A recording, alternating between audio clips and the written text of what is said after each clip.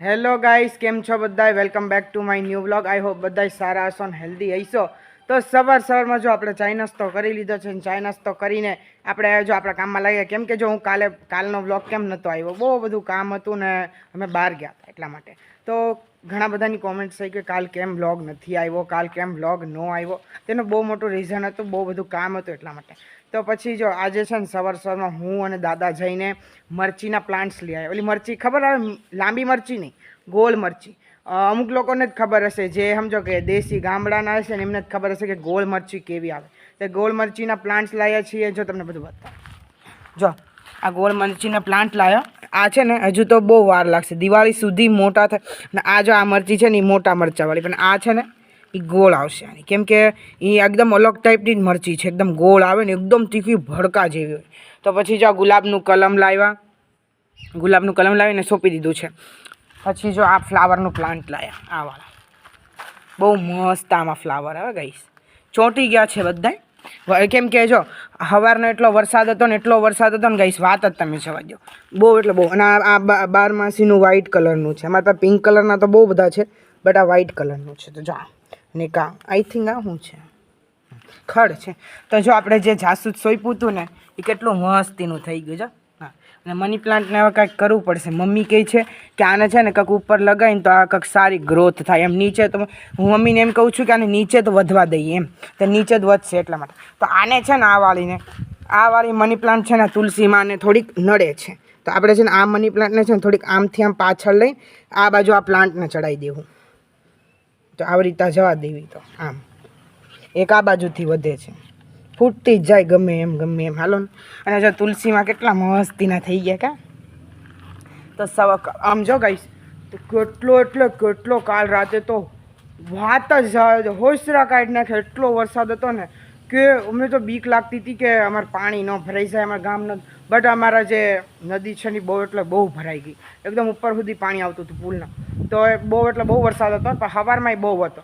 તો પછી અમે ઘડીક રહી ગયો તો અમે પ્લાન્ટ્સ લઈ આવ્યા. ગામમાં જ મળે એટલે બીજાના ઘરેથી, બીજાના ઘરેથી લઈ આવ્યા, ઓળખીતા તમે. તો એ મરચીનું એવું બધું બહુ કરે. તો મારા દાદાની સારી ઓળખાણ હતી, તેમને કીધું કે લઈ જાઓ તમે અહીંયા એટલા માટે. તો અમે લઈ આવ્યા, પછી જઈને અહીંયા સોંપી દીધા. તો પાછો વરસાદ પડ્યો એટલે ચોંટી ગયા. પહેલાં તો કરમાઈ ગયા હતા, ઓલું મુરઝાઈ ગયા હતા. એટલે પછી વરસાદ પડ્યો, થોડોક ટાઈમ થયો ને એટલે ચોંટી ગયું. હાલો આપણે છે નદી જોઈ આવીએ. નદીમાં કેવું મીન્સ કે વરસાદ પડ્યો તો પછી શું હાલ છે. નકર નદીમાં તો ઓછું જ પાણી, બટ વરસાદ પડે ને એટલે આજુબાજુના ગામમાં નદીઓ છૂટે અને બહુ બધું પાણી હોય ને એટલે અમારા ગામની નદી થઈને જ જાય. કેમ કે અમારા ગામમાં આજુબાજુના ગામનું જેટલું પાણી હોય ને અમારા નદીમાં તો આવે. કેમ કે એ નદી મોટી છે ને એટલા માટે. હાલ આપણે જઈને જોઈએ કે નદીમાં કેટલું પાણી આવ્યું છે, કેટલો ભાવથી હાલે છે, કેટલું સ્પીડથી હાલે છે ને કેટલું સુધી જાય. હાલ આપણે જોઈએ. આપણે અત્યારે જઈએ છીએ નદીનું પાણી જોવા માટે, કેમ કે બહુ બધું પાણી આવતું હતું એટલા માટે. તો આપણે જઈએ છીએ જોવા માટે. સવારમાં મેં મરચીનું ઓલું લેવા ગયો હતો ને, તો અહીંયા બહુ બધા મસ્ત પપ્પી હતા. તો હાલ આપણે જોઈએ, પપ્પી હોય ને તો આપણે ઘરે લઈ જાવ.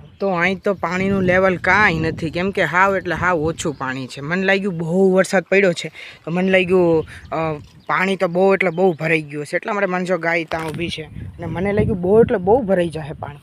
તો અહીંયા તો કાંઈ પાણી નથી ભરવાનું, એટલું જ છે. અને એનથી ઓછું છે, કાંઈ એમ બહુ પાણી હોય એટલા માટે. પણ ડોગી છે ને અહીંયા જ બેઠો હતો, અહીંયા જ તે. બટ આજ ડોગી બેઠો નથી અત્યારે હું સવારમાં આવ્યો તો ત્યારે ડોગી હતો, પણ અત્યારમાં નથી. એ એટલો મસ્ત ડોગી હતો ને તમે વાત જ જવા દો. પપ્પી હતો ડોગીનો, પપ્પી તો મળ્યો નહીં. ઇટ્સ ઓકે, ચાલશે. આપણે જો આપણા દાદાના ઘરે જવાનું છે, બીજી જગ્યાથી એન્ટ્રન્સ લઈને. પાતુ બાપાના ડેલેથી જવાનું છે આજે એન્ટ્રન્સ. આપણે તો જઈએ ઓલી બાજુથી, પણ આજે જો પાતુ બાપાને તો અહીં પોપૈયા આવી જાઓ.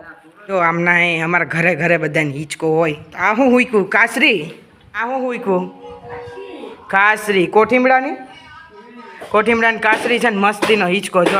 તો ગાઈસ અમારા પાતુ બાપાના ઘરે છે ને મીંદડીનું બચ્ચું છે. બટ ઓ માય ગોડ, આમ જો કેટલું નાનું એવું મીંદડીનું બચ્ચું, આમ જો. બટ એની મમ્મી નથી, આમ જો કેટલું નાનું એવું મીંદડીનું બચ્ચું, આમ જો તો ખરી. એની મમ્મી એને મૂકીને જતી રહી. કાલ રાતની મીંદડી નથી. પાતુ બાપા કે કાલ રાતની મીંદડી નથી. આમ જો કેવા ઓલામાં કેવી રીતે બચ્ચું મૂકીને વહી ગઈ છે, આમ જો તો ખરી. હાલ આપણે એને કાઢવી. ગાઈસ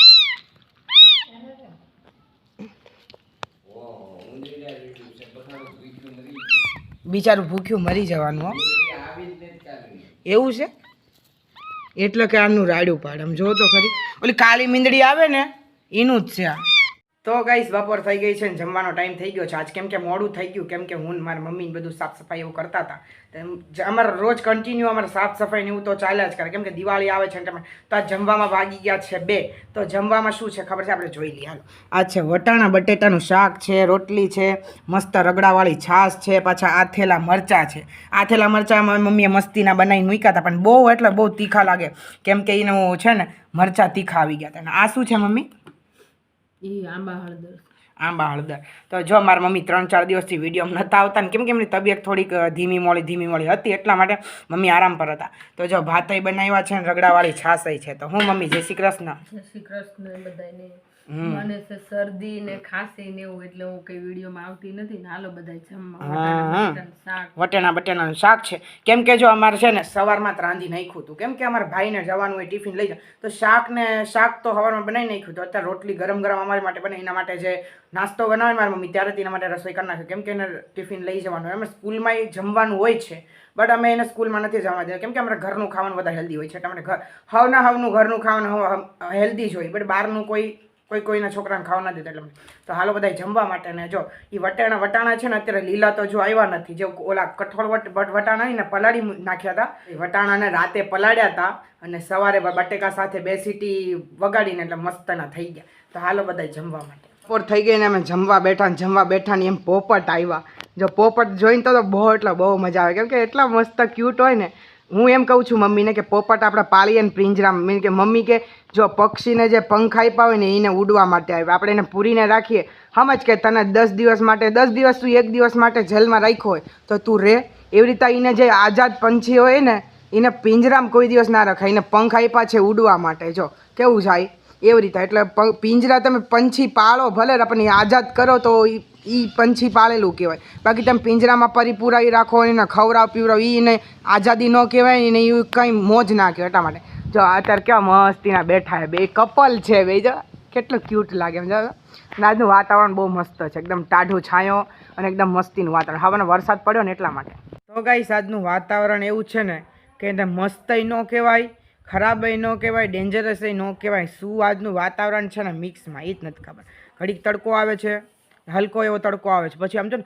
હાવ એટલે હાવ કોરું છે હાવ વાતાવરણ કંઈ દેખાતું જ નથી અંદર એટલું ઝાક તો મેં વિચાર્યું આજે અમારે લાઇટ નથી ને તો લાઇટ સવારની નથી મારા ફોનમાં હાવ ચાર્જિંગ તો મેં શું વિચાર્યું હાલ ઘડીક આપણે લાઈવ જતા રહીએ આજ લાઈવ આવ્યો હતો ને તો લાઈવ એટલી મજા આવી ને બધા અત્યારે છે ને પડી ગઈ સાંજ ને રાતની રસોઈનો ટાઈમ થઈ ગયો છે તો મમ્મી કહે છે કે અમે અમારી માટે છે ને દૂધીનું શાક કરીએ છીએ તો એ દૂધીનું કરે છે તો મેં કીધું હું મારા ભાઈ બી દૂધી નથી ખાતા તો મેં કીધું અમને વઘારેલી ખીચડી કરી દો તો જો હું બધું સામગ્રી તૈયાર કરવા બેઠો છું તો બધું લઈને બેસી ગયો રીંગણ ટમેટું ફુલેવર ડુંગળી બટેટા લીલા મરચાં લીંબુ પછી કઢી પત્તા બધું અમે આ બધું નાખીએ હજુ તો ઓછું છે સિંગદાણા બહુ બધી વસ્તુ અમે બહુ બધું નાખીએ એના અંદર તો મેગી મસાલા બહુ બધું નાખીએ તો અમે એવી રીતે વઘારેલી ખીચડી બનાવીએ બહુ મસ્ત બને એકદમ સ્પાઇસી જો અમે કેવું કે વધારેથી વધારે શાકભાજી વધારે નાખીએ વઘારેલી ખીચડીમાં વઘારેલા ભાત કે કોઈ વઘારેલી ખીચડી કે એટલા માટે તો અમે એમાં બધી વધારે પડતું તો વેજીટેબલ્સ જ નાખીએ કેમ ગાજર હોય કેબેજ તો આજ નથી ને કેબેજ નાખીએ એમ તો એકદમ ફ્રાઈડ રાઈસ જેવી લાગે બહુ મસ્ત તો આપણે જમી લીધું ને જમીને બેઠા છીએ મમ્મીને તો એમનું બધું કામ કરીને પહોંચી ગયા બેડરૂમમાં તો હું ને ભાઈ પહેલાં જમી લીધું પછી હું ને ભાઈ ગયા પથારીયું કરવા મીન્સ કે બધું ગાડલા ને એવું લગાવવા પછી જો પથારીયું કરી લઈએ પછી ઓલ આઉટ કે ઓલો મોર્ટીન હળગાવીએ કેમ કે ચોમાસું છે તો ચોમાસુમાં જે મચ્છર કીડા મકોડા એવું બધું હોય એ ઘરમાં તો આવે ને એટલા માટે તો એ મોર્ટીનને એવી સેફટી આપણે રાખીએ ને તો આપણા માટે જ સારું છે તો આજ બહુ મજા આવી કેમ કે આજ ગયા હતા બહાર આપણે નદી જોવા પછી પાતુ બાપાના ઘરે ઘણા બધાની કોમેન્ટ્સ આવે કે તું ઘરમાં તો હું બતાવી કરી બધું બહાર જા હવે તો આપણે ચાલુ છે ને બહારે જવાનું થોડું ઓલા દિવસે એટલે જ વાળી ગયો તો કેમ કે કામ મને પ્રોબ્લેમ શું છે મને પ્રોબ્લેમ કાંઈ નથી મને પ્રોબ્લેમ છે વરસાદ આવે ને એટલે રસ્તા બધા અમારે કેવું કાંઈ રસ્તા અમુક કાચા હોય એટલે રસ્તાના વરસાદના લીધે અમારા રસ્તા ખરાબ થઈ જાય એટલા માટે મને રસ્તો ખરાબ હોય ને પગમાં ગારા હોય ને તો બહુ ગારાથી તો એટલી દુશ્મની મારી તો વાત જ જવા દો તો અમે રસ્તો સારો ના એટલે જવાય નહીં. ઓલા દી રસ્તો 3-4 દિવસ તડકો નીકળ્યો હતો અને રસ્તો સારો હતો, તો મેં વિચાર્યું હાલ ને કે આજ વાડીએ છે, તમને વાડી બતાવી. અને જો સીમાડો તો જો બતાવવાનો બાકી છે. અમારે ડુંગળી, માંડવી, અમારે જે વાડીવાળું ઘર, પછી બહુ બધું શાકભાજી, બધું બહુ બધું હજુ તો અમારા આંબા, બધું બહુ બધું તો હજુ બતાવવાનું બાકી. તમે વાત જ જાઓ તો તમે જોઈને રાજી થઈ જાઓ કે તમે તો બધું ઘરનું જ છે, કે તમારા ઘરનું તો આંબા, કેરીયું, શાકભાજી, સફરજન, ચીકુડી બધુંય ઘરનું છે અમારે. તમે ઘરની હજુ તમે ફ્રૂટની વાડી ક્યાં જોઈ છે? હજુ અમારે તો ખાલી તમે કપાસ જોઈએ. અમારે ફ્રૂટની વાડી જોઈ જશો ને તમે એમ થાય કે આટલું તો ફ્રૂટ માર્કેટમાંય નહીં મળતો, એટલું ફ્રૂટ અમારે વાડીમાંથી ઉતરે. અમે ફ્રૂટ કેવું કે જ્યારે ફ્રૂટની સિઝન આવે ને ત્યારે અમે શાક ને ફ્રૂટ સલાડ તમે બનાવીને પીઓ. બધું ટોટલ કેળા, પપાયા, તરબૂચ, પછી પાઇનેપલ તો ઓછા થાય, અને ડ્રેગન ફ્રૂટ અત્યારે નહીં, થોડોક ટાઈમ પછી આવશે ડ્રેગન ફ્રૂટ. એપલ તો હજુ નથી આવતા, કેમ કે આ એપલ હોય ને એપલ એ ઠંડી જગ્યામાં આમ થાય. ઠંડી જગ્યાઓ મીન્સ કે કાશ્મીર, શિમલા, એમાં અહીંયા આપણા ગુજરાતમાં કોઈ દિવસ ઠંડુ પડતું જ નથી. શિયાળામાં ઉનાળા જેવું લાગે એવું. એટલે એપલ તો થવાની આશા જ નથી. તો જો બહુ બધું સીતાફળ, જામફળ, પછી નારિયેળ તમારા ઘરે જ છે.